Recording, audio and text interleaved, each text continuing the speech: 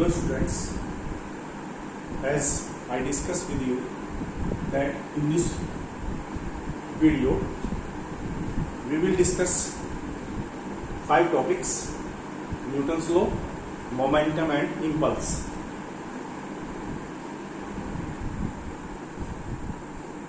So Newton's first law, every body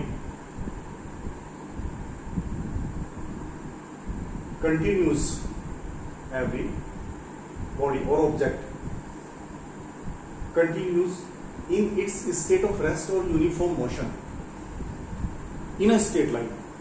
suppose करिए कि हमने फुटबॉल को किक किया, फुटबॉल उसी डायरेक्शन में मूव करती रहेगी जब तक उस पर एक्सटर्नल फोर्स ना लगे सेम स्पीड से, बट वो रेस्ट में क्यों आ जाती है? Due to friction force. तो वही लिखा है, unless compared by net external force. बाहर से कोई एक्सटर्नल फोर्स कंटिन्यूअसली उस पर एक्ट करता है तो वो रेस्ट में आ जाती है. रेस्ट में तो फिर उसको मूव कराने के लिए मीन्स बेसिकली क्या है कि फर्स्ट लॉ न्यूटन का वो क्या है?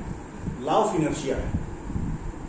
And as you know in inertia that force is needed to change the state. वही न्यूटन का फर्स्ट लॉ हमें कहता है.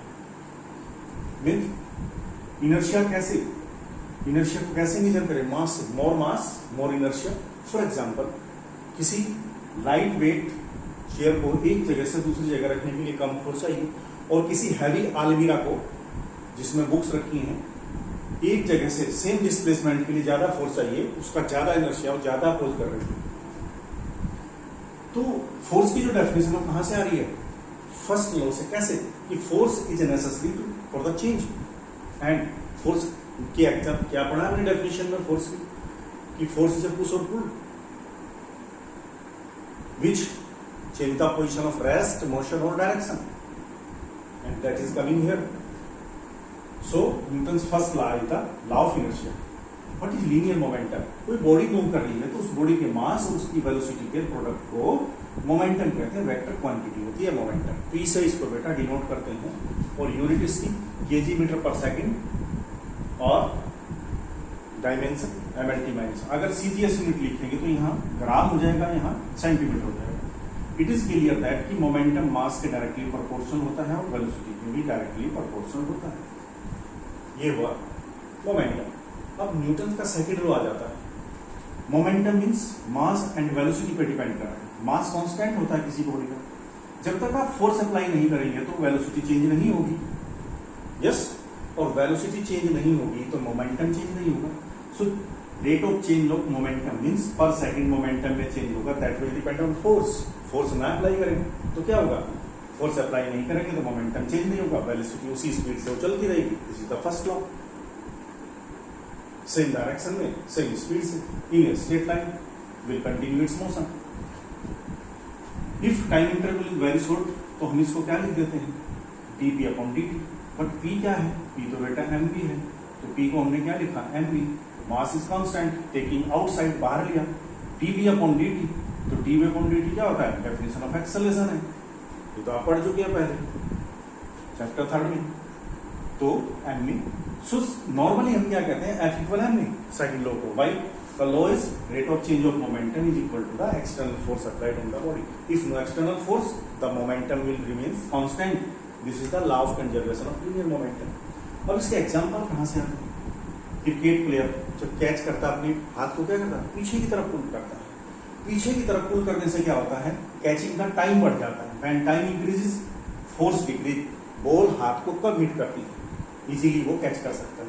इसी तरह सोकर्स लगाए जाते हैं. किसमें लगाए जाते हैं? व्हीकल्स में. सोकर्स स्प्रिंग्स वो क्या करते हैं? वो एब्जॉर्ब कर लेते हैं उस फोर्स को, तो वो स्लोली धीरे धीरे धीरे धीरे आता है. जर्क नहीं लगता, डैमेज से बचे रहते हैं, टूटने से बचे रहते हैं. Now the impulse. इम्पल्स को मैं यहाँ DI से, कहीं किसी बुक में मिल सकता है आपको, DJ से या किसी अदर से. तो what is impulse? When a force is applied on a body for a very short interval of time, just like जैसे मैं ये बॉल है, इस बॉल को कैसे थ्रो करता हूँ तो इक्वली स्ट्राइक विद बॉल, तो दीवार के कांटेक्ट में, वॉल के कांटेक्ट में कितना टाइम रहेगी? Very short interval.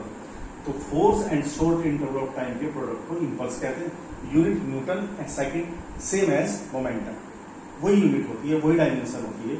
एंड क्या रिलेशन है बेटा, जब यूनिट सेम है, जो इंपल्स होता है that is equals to the change in momentum.